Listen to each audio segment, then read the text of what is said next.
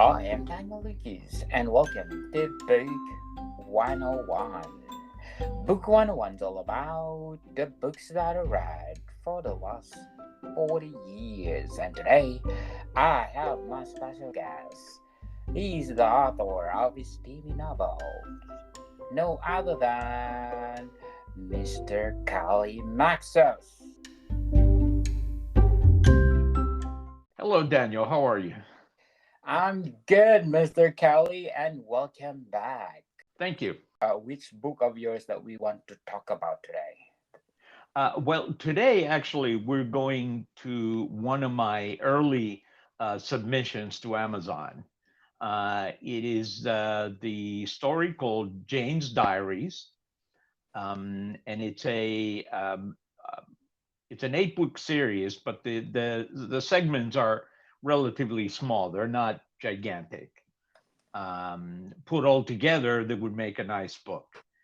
But the concept is obviously the story of Jane told from the point of view of her husband, who finds her diaries after Jane has passed away. So that is the vehicle of telling her story through the discovery of what was in the diaries by her surviving husband.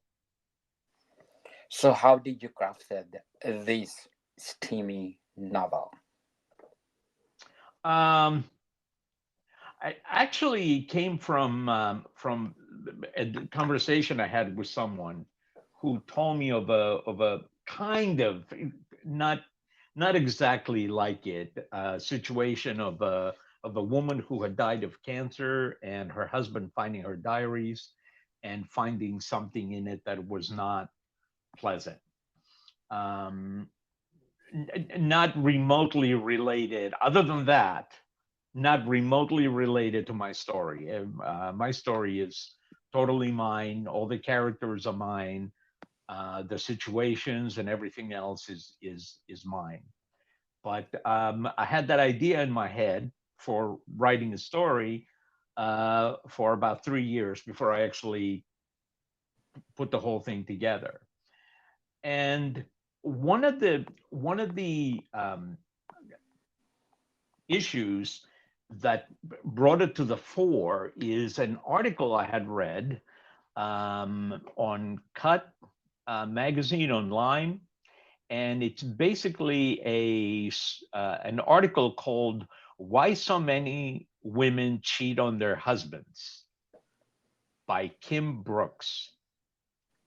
And as you can imagine, um, the concept of women cheating on their husbands is the topic du jour of this book that I wrote. It's told from that point of view of a wife who basically has affairs on her husband, and the the apparently the way that she describes it, and I did a little bit of research on my own after that because I found the topic intriguing. I On a little background on myself. I worked uh, for this company for quite a few years, and the department that I was attached to was primarily women, most of them married. And as the years went by, I got to know some of them, and boy, they didn't hide their private life amongst each other and with their coworkers. And I can tell you that I know of at least six um, who had affairs, and I bet you there were more that just didn't talk about it, where I would have found out. But at least six that I knew of had affairs, and they didn't divorce their husbands. So Okay. yeah, and this is the spirit of this article that I read, and it basically describes the concept of a woman who um, is dissatisfied with her life and she decides to do about it through cheating. And it was researched by a lady called Esther Perel in her book State of Affairs: Rethinking Infidelity, that was written some years ago. I believe Esther is a marriage counselor, and she basically discussed the topic, the fact that her her point of view was from the point of view of the damage that it does to relationships. um, but that assumes that the person is found out. The premise of my book is that Jane is not found out at all throughout her life. She lives her life married to Ray, and only after she's dead her diaries are found, and Ray gets to read them, and he realizes that, as he puts it, I was married to a woman I didn't know. Wow, sounds interesting, Mr. Kali. How many chapters of Jane's diary? Yes, there are eight, um, and the I would like to focus on the first two because obviously we don't want to give out the whole story, because there's a certain the way that it's written is there is a certain mystery where the husband Ray has to decipher the things that he found in the diaries, because some of it was obviously uh, very indicting of his wife, where she basically talks about her escapades. Sex escapade or as normal escapade? Well, but basically sex. So Jane is one of those women, like I was telling you in this article, where these women, and this is the part that needs explaining. Um, in society, in the past, if people were dissatisfied, and some people still do to this day, if they're dissatisfied with their marriage in one way, shape, or another, be it because they don't like the person, be it because of whatever reason. But in this case, we're going to focus on sexuality. If they're dissatisfied sexually, um, in the old days, people would look elsewhere. Both husbands or wives, they would go looking for someone else to basically fall in love and replace their spouse through divorce. These people, these women described in this article that I was telling you about, and the book by Ms. Perel, and in Jane's diaries, are women who choose the third way. The um, One is fidelity, where you just grin and bear it and you just do what you got to do without cheating.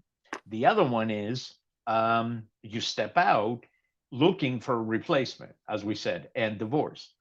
The third way is uh, you stay in the marriage and you just have occasional or long-standing affairs on the side.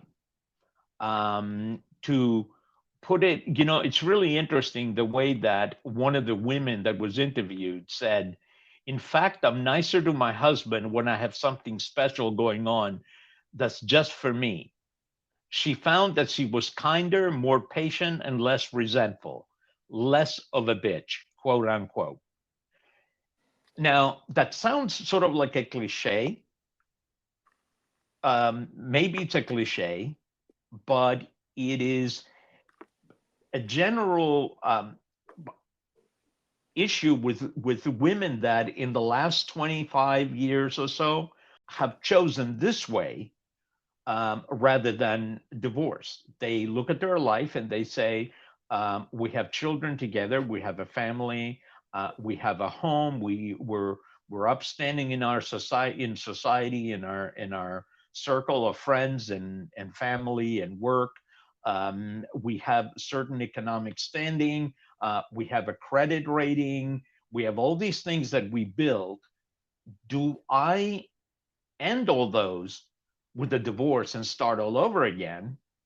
Or do I keep everything and just have a thing here and there on the side. Now, some people say that that's what men used to do in the past.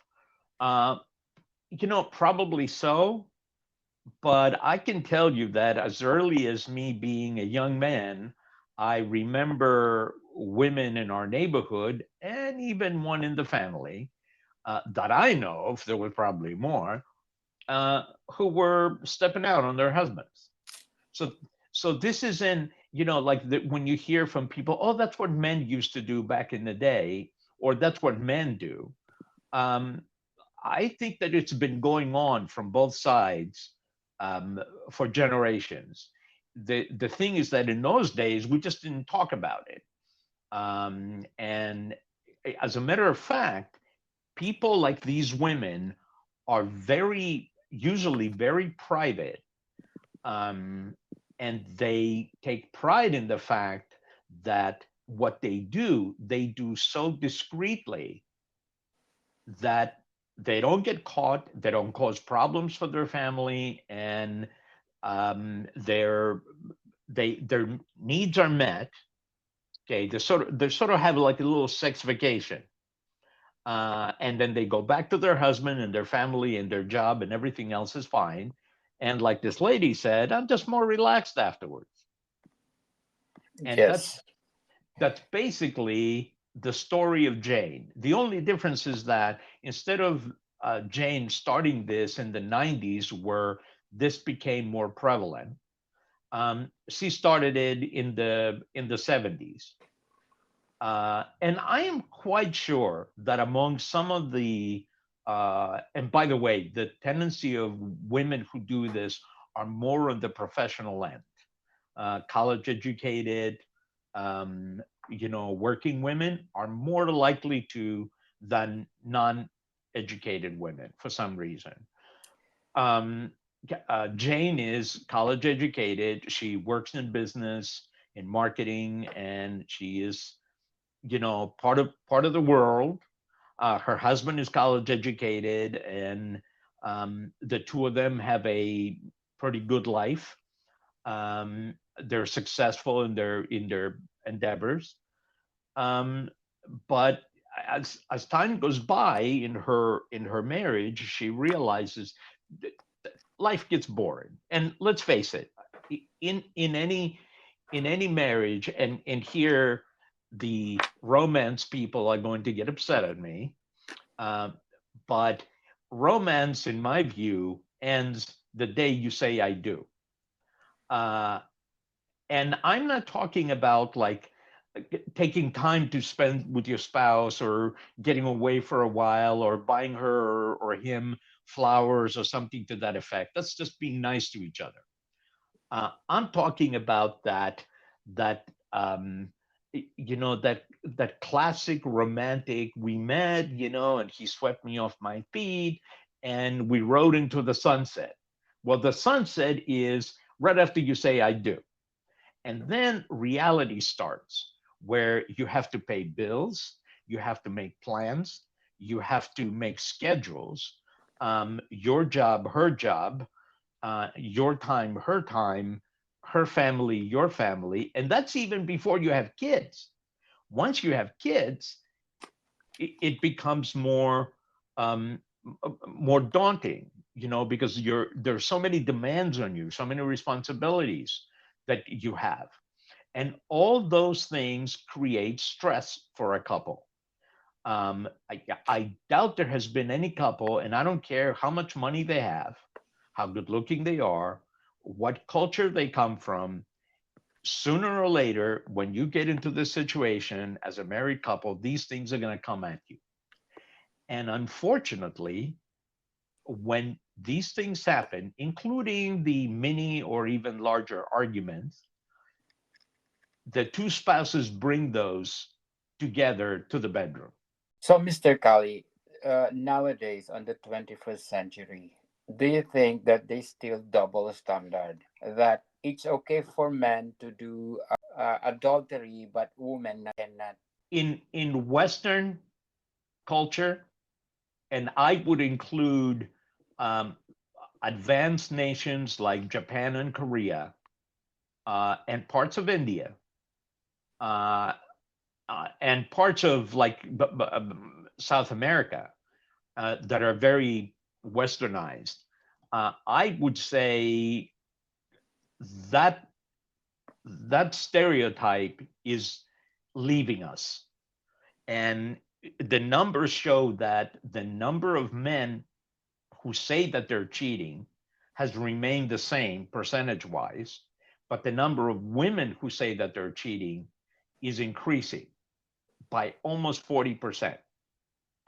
Now, there was an old saying when I was young, ask a man how many women he's been with and divide by three, because men exaggerate. Uh, True. and and if you ask a woman whatever number she gives you, multiply by three, because women minimize. Women don't want to be known as having been with a lot of men. So when we are asking these people, do you cheat or not? I think that we have a certain number of men who basically lie because they don't want to be known as slugs, who are not getting any action. And Yes. then we have some women who are, and yet they hold back. So I think the number of cheaters amongst women is a lot higher. And there's more reasons to that, if I may. Look at what happens to in Western culture. I can't speak for other places, but because let's face it, in some of the other cultures, they're slightly behind the, the Westerners in social interaction and development. So where Westerners were like 100 years ago is where some of these people are today.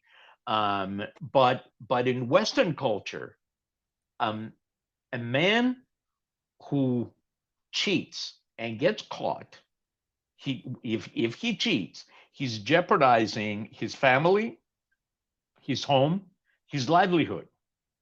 Because if he goes to court here in the United States, and I've heard from people that it's sort of similar in Australia and in Europe, and Canada, that if he gets caught, his wife sues for divorce, and with no fault divorce, um, she gets the house, she gets the kids, and a good portion of his paycheck, because he has to pay child support and the mortgage for the house.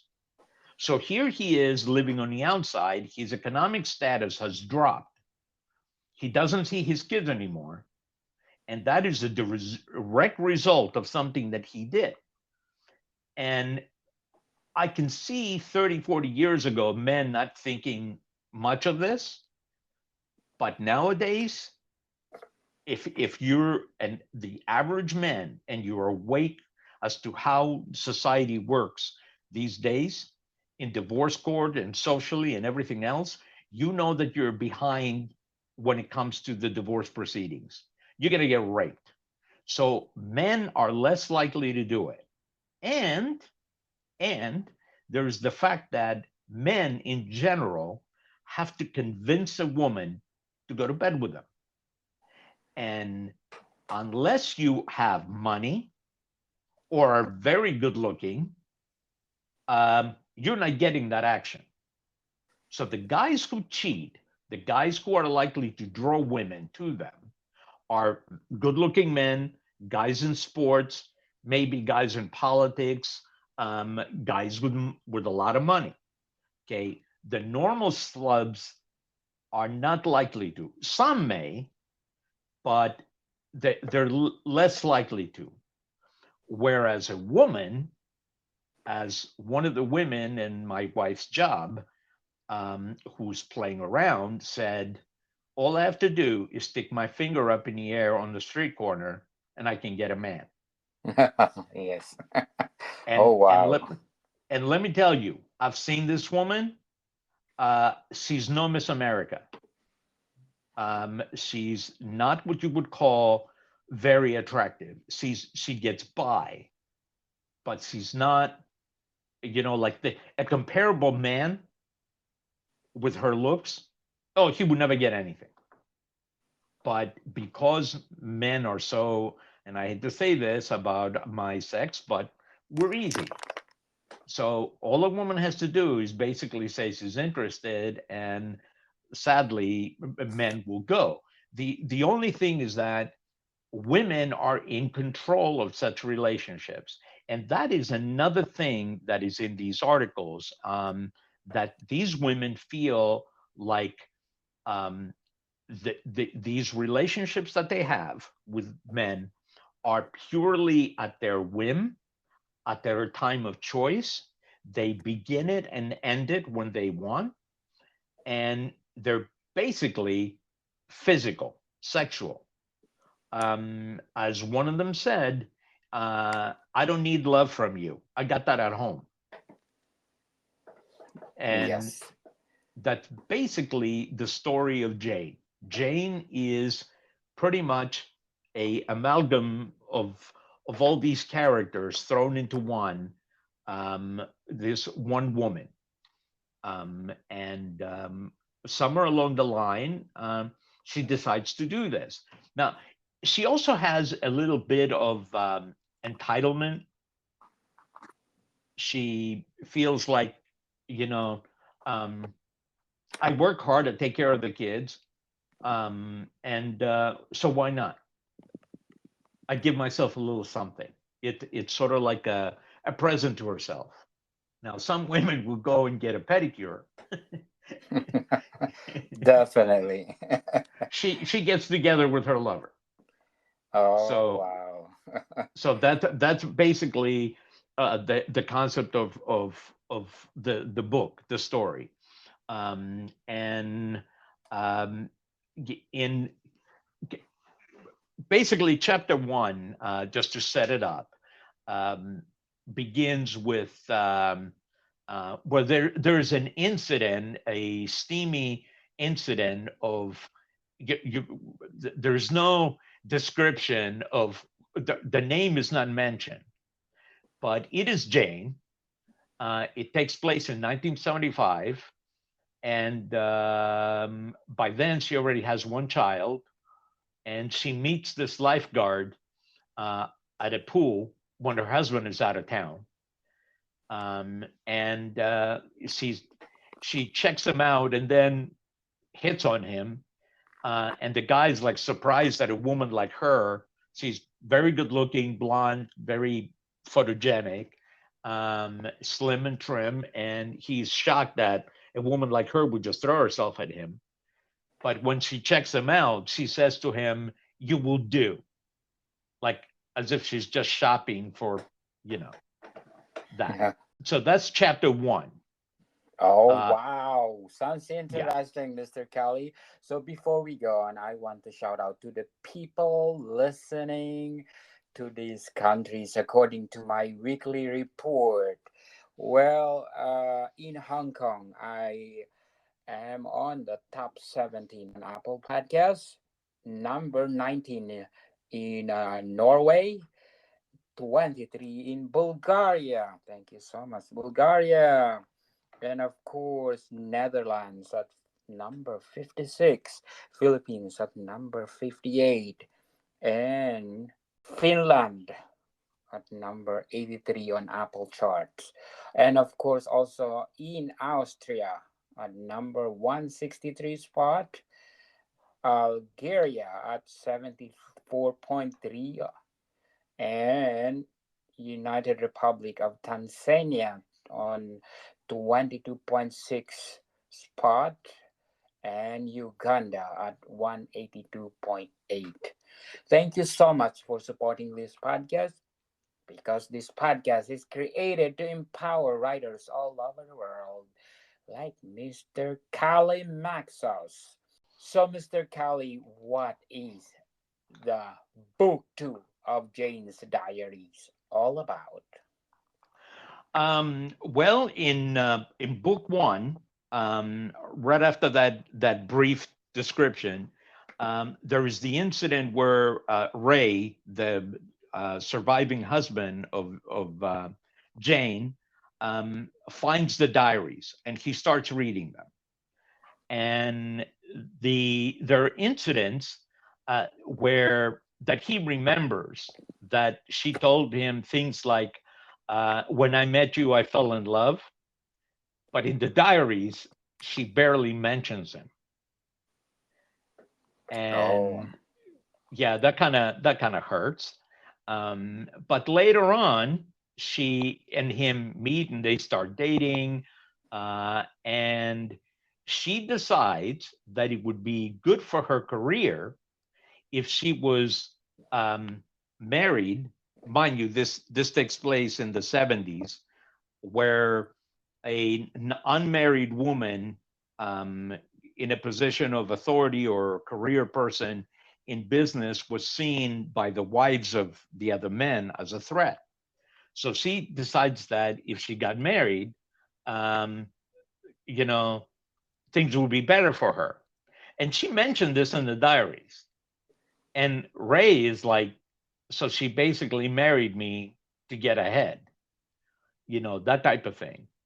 So as we're reading the diaries, we're finding that um, she basically used sex with her first boss to get ahead, and then um, she married Ray because she thought that it would be the thing to do.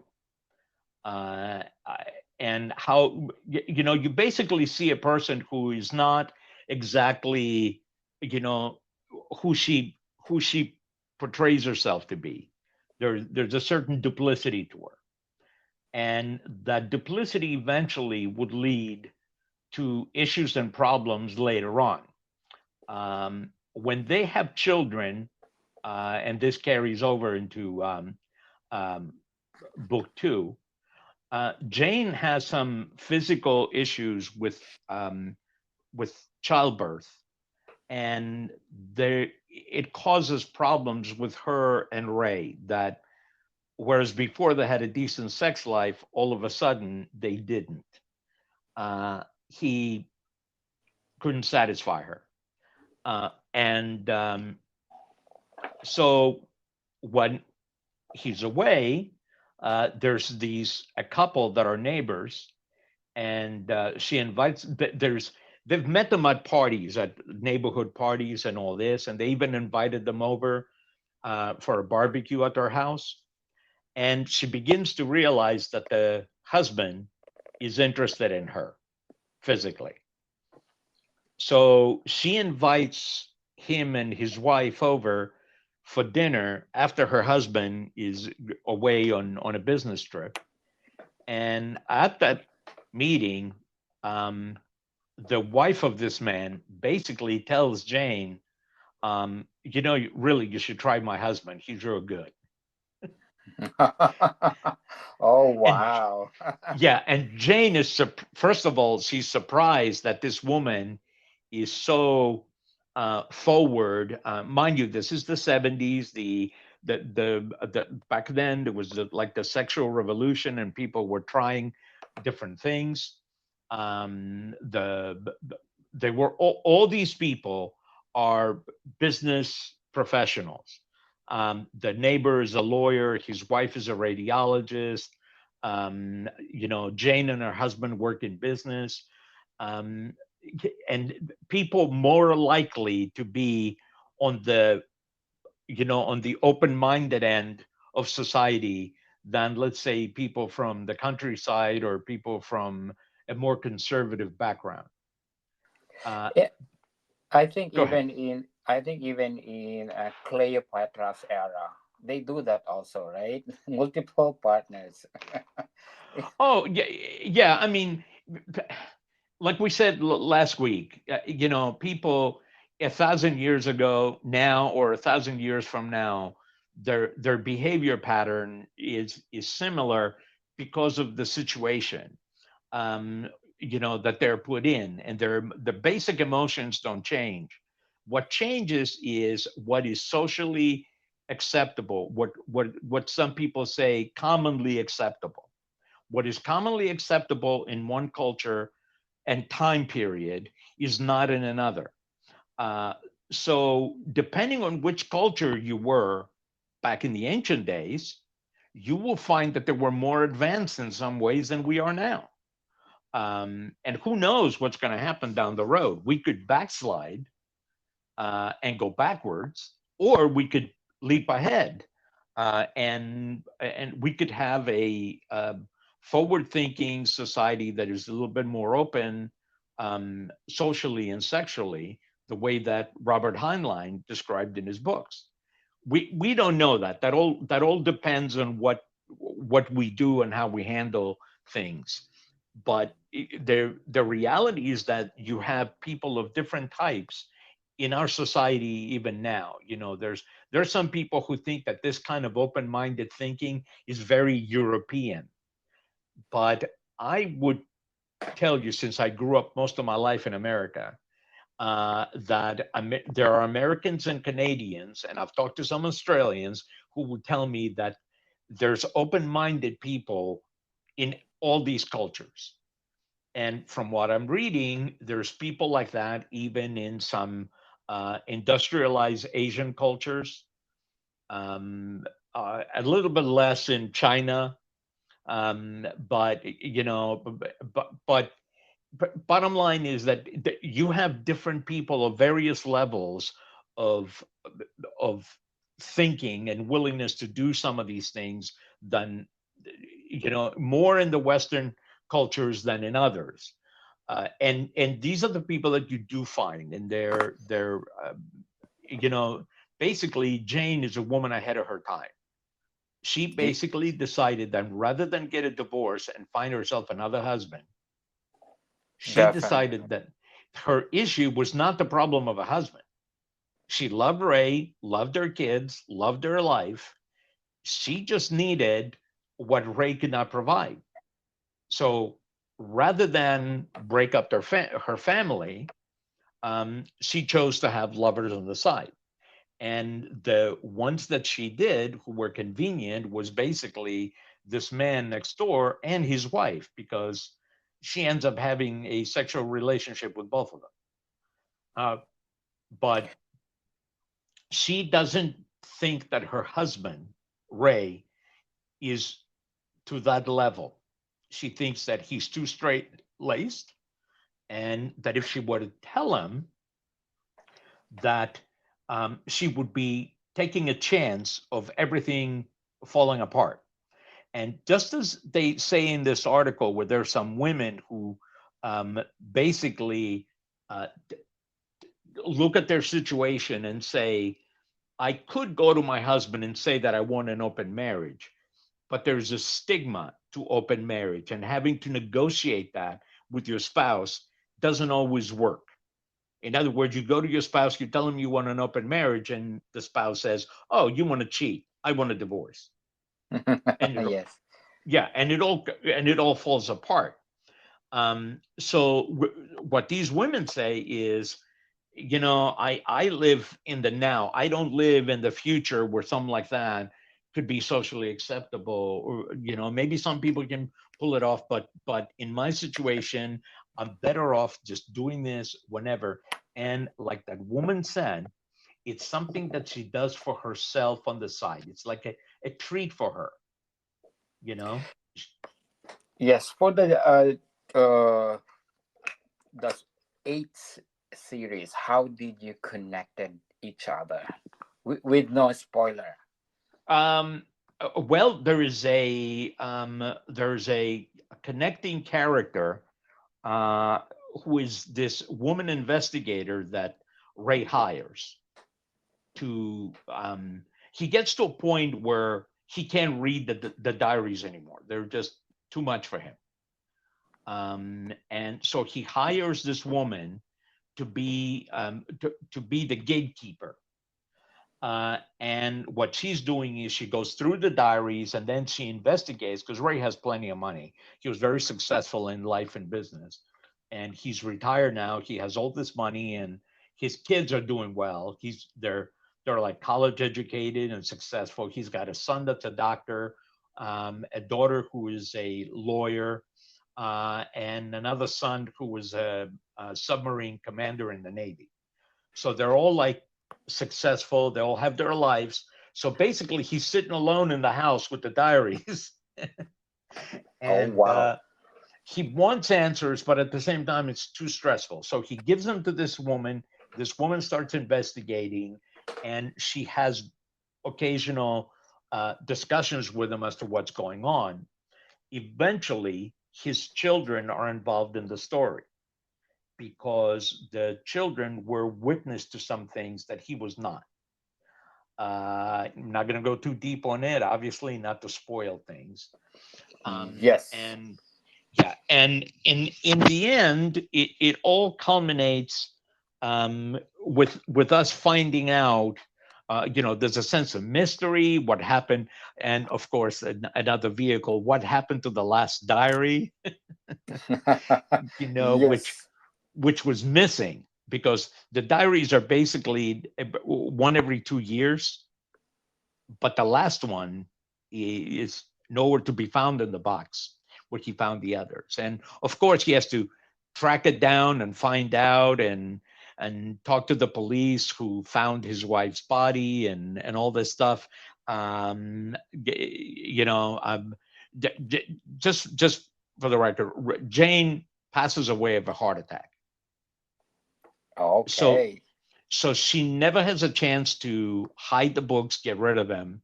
As my wife said, why didn't she get rid of the books? And as I told my wife, because if Jane had gotten rid of the books, I wouldn't have a story. Totally true. So Jane's Diaries. How many days and months you wrote this novel? Oh, let me see. It took me For all oh, those eight for all series. those 8 books, Yeah, eight somewhere in the books. neighborhood of 3 months, on Oh and off. wow. Oh wow. Yeah, Fast, eh? I was writing them at the beginning of COVID. So there was around this time 3 years ago. And because of the COVID situation, and because I also had to go to jury duty in court and all these things, there were some delays. And I went back and forth. And number 8 actually um, was rewritten drastically um, when I put it on Amazon. That the fall of 2020, I believe, is when I put them all in there, one by one. So yeah, the story is it encompasses basically from 1966, the first book when Jane graduates high school, to 1970 when she gets out of college and she meets her husband, all the way to 2020 when um, the story kind of the part of the story where things culminate at home for Ray and most of the characters is right before the pandemic lockdown in March of mid March of 2020. Uh, and then book 8, we find out some things about Jane afterwards in book 8. But basically, that is the basic story. He finds out what happened, but the in between is a is gut wrenching. Oh, Um, sounds interesting, Mr. Kelly. So before we go on, I'm inviting you to listen to my other podcast, Food 101, on our third season with Chef Alessandro, one of the executive chef in one of the five-star hotel in downtown Toronto. So please do check Food 101. So Mr. Kelly, Jane's Diaries, what is the best highlight? the best highlight is um, there's two actually. When she decides at the end of chapter 2 what kind of life she's going to have, which is going to be a two-sided life: her marriage and family, and her affairs. That's when she makes a final decision. Before that, she goes back and forth on it. But at the end of chapter two, she pretty much book two, whatever. She decides that she's going to keep doing that. And then in book eight, that without giving it away, there is more about her and what happened to her. So uh, I can't talk about eight. Spoiler. I don't want to So, spoil it for people, but yes, it is a good book. It's yes, if I believe, if I remember correctly, I've only gotten 5 stars for people who graded it yes, on on interesting. on that one. But yeah, it's basically a story of a phenomenon that is pertinent and prevalent in our times, and also one of the reasons why divorce is having a drop off effect. There's less divorces in the United States now than there were about 20 years ago, and my premise is that some women, since women are in the driver's seat in the marriage business, um, legally and socially and everywhere else, if we're having less divorces, it's because women are deciding to have less divorces. And this is one of the reasons why. Definitely. I want to see this in a movie or in a series. Oh, you and me both. It's just like a big drama and sex. I Oh, would love to see it on Netflix or HBO. yes, definitely. According to Novicio Lector, one of your reviews, um, Jane's Diaries number 5, Jane's Miami Sex Vacation. It's I think it's in habla español. Oh, In okay. Spanish. And it's saying that it's still interesting, full of suspense and real action that take place in a real family. Has its fantasy very accurate in the story. Nice. Good job, Mr. Kali. So how did you make this fantasy very accurate? Um, well, I I've been married for a couple of decades. So you get married that if you married that long, you go through the ups and downs of marriage, and you you put through the ringer, so to speak, as we say here in America. Um, and I think I told you last time, I'm a big observer of the social, the human experience. I love listening to stories of other people, what they do, and I've run into enough people within my family and friends that have been in similar situations with their marriages and all that, and it made me realize that we're we have some issues which are not simple, and some of them are because of lack of communication, whatever reason. But the marriage story is one that is now hardly discussed by people unless they want to talk bad about marriage. I mean, I'm looking at media, and usually most people are divorced or single, and if they're married, their marriage is on the rocks. It's derogatory. Uh, and some of the women on my job would tell me privately, oh, don't listen to me and the girls talking bad about our husbands. I actually love my husband, but girl talk. So basically, around the other girls, she trashed her husband, but privately, she was willing to tell me that she still loved him. And I said, well, how long have you been married? And she goes, oh, 25 years. Well, you don't stay married to somebody for 25 years if you hate him. you know. Yes. there's got to Definitely. be there's got to be something there.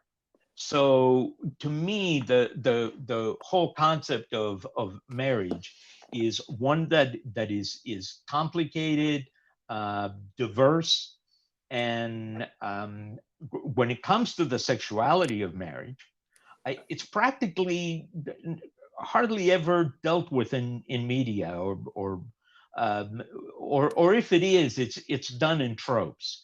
The cheating husband, maybe the cheating wife, the I fell in love with someone else. Any excuse and reason to get divorced. But there's hardly any stories that say, like Jane, well, I still love my husband and I like my family. Why should I break it up? I could just have an affair. I I cannot remember. As a matter of fact, I've never seen anything in media, a movie or a TV show that takes that premise and presents it as an option, or that doesn't look down at a woman like Jane. So you're so she's a serial adulterer, and this is from people that are supposed to be open-minded, like the Hollywood crowd that always tell us about how they're ahead of everybody and open-minded, and yet the movies they make about people in marriage are very conventional, and the concepts are very uh, last century. I mean, the concept of a woman saying I'm dissatisfied and her first go-to is divorce. That's something from the last century.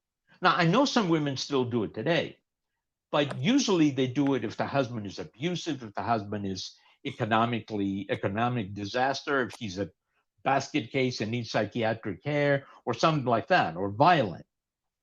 But according to this research by these ladies, by the way, that it's basically these women have found another way, and I think that other way needs to be addressed, needs to be brought to the light. This isn't something that men force on women. As a matter of fact, there's a part of this article that I told you about that I have a problem with, because while one of the women just discusses what happens, um, this writer does that and then basically blames men for women doing this, because men don't help out at home, because men don't talk, because men don't this and don't that, and then she excuses affairs. I am not excusing it. I am showing it for what it is. And if a person who's reading it wants to use their morality and pass judgment on Jane, they can do that. Or I had an email from somebody who basically told me that I was a degenerate and that my thinking was going to take humanity to the gutter. And then I had a woman who basically told me, "Thank you for writing this, because that has been me for the last 10 years." Oh, Uh, wow.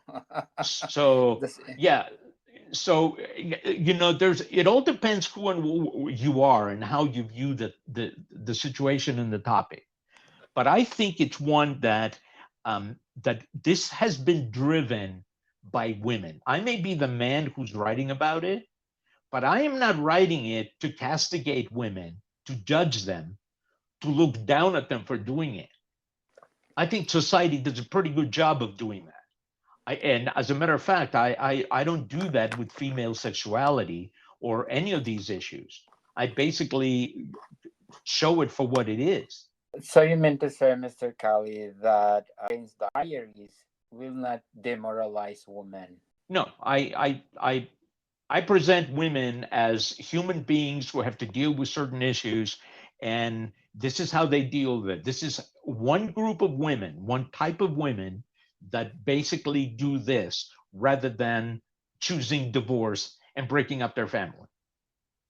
Oh, So that's basically the attitude of women that I've read, women that I've met, okay? And in my mind, I think that, and to tell you the truth, because I've known, because I said earlier, I've known women when I was young in my family who cheated but didn't get divorced. And so, and co-workers. So this isn't really new. I think what's new is that some women are willing to discuss it openly. And all I did was I took the premise and the concept and wrote a story about it. And I am not, I don't throw Jane under the bus. Now there are some people who are moralists and basically, like we said last week about Oedipus Rex, where they had to make, what he did, having sex with his mother was bad, evil, so it had to be a tragedy. Okay, I don't do that. I have this woman, she lives this life, this is what her life was, and take it for what it is. Yes. So, Mr. Kali, please invite our listeners to buy all your books. If you want to step out of the box and stop reading normal, conceptual, and very trope like stories, if you're interested in stories that are different, that view marriage and sexuality in a different light, in a more open-minded and also non-judgmental light, my stories will fit for you. And none other than Jane's Diaries, that is dealing with an issue that is very prevalent in modern society. I have other books that deal with other aspects. Last week we discussed a woman who had um, a sexual um, problem with her husband, and the book was about what she did with it, her decision. Okay, well, in a way, Jane has a kind of similar situation, and she deals with it in another way. In some of my other books, other women and men have to make decisions as to what they're going to do with their life and how they deal with it and how their marriage goes and the things that they do. But they're not your standard romance books. They're not your standard, family books or marriage books. Where stories where people pass judgment or they're just like purely sexual. There's a lot of sex in my books, but there's also a lot of story and character development. And And I think drama. that you would enjoy it. And drama too, right? Yes, yes. Yes, let's support Mr. Kali because, well, his book is, let's say, phenomenal, right, Mr. Kali? Yeah, it's my biggest seller. Yes.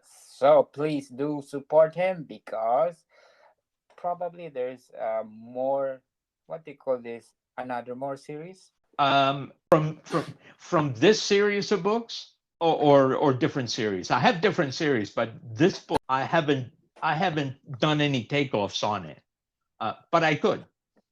Okay, so sounds interesting. So, Mr. Kali, thank you for your time. Thank you very much. Thank you for having me. Moricon people, see you soon.